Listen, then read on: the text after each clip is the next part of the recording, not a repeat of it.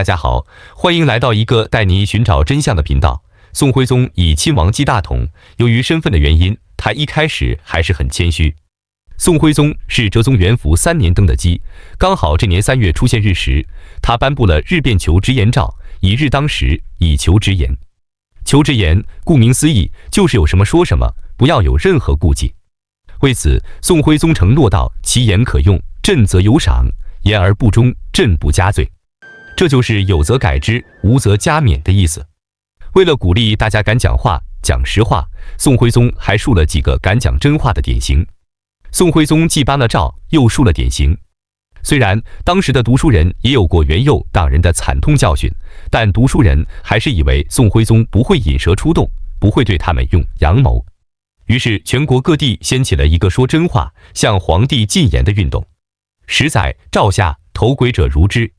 这么多人进言，当然什么话都有。加之宋太祖时曾承诺不杀读书人，宋朝的这些读书人胆子特别大，有什么说什么，终于说的宋徽宗受不了了。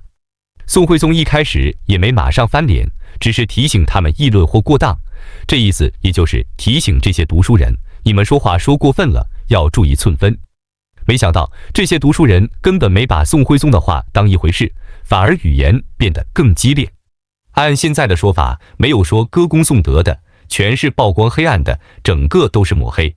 这超出了宋徽宗的承受能力。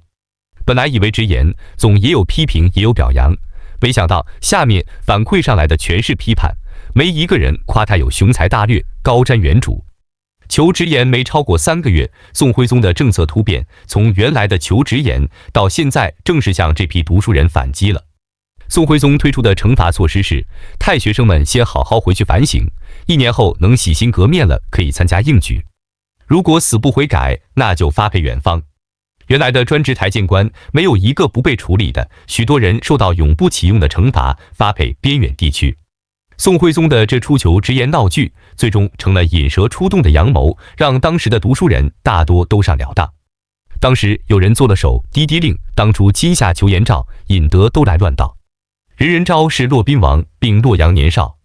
自宋监官及岳庙都一时闲了。误人多是误人多，误了人多少。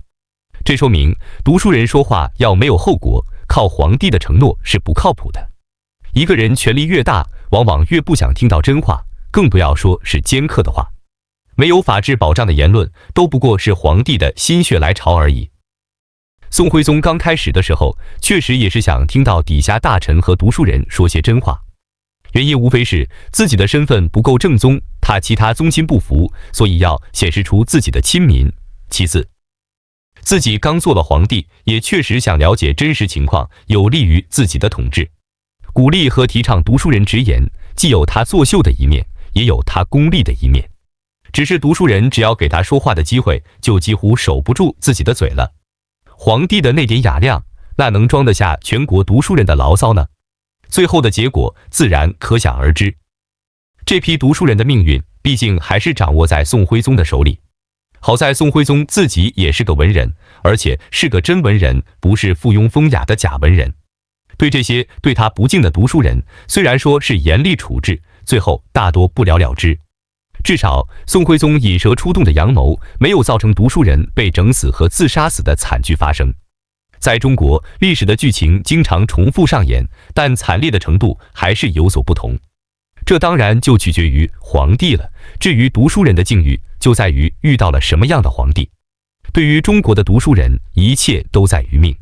感谢大家收看我的节目，欢迎点赞评论，谢谢大家。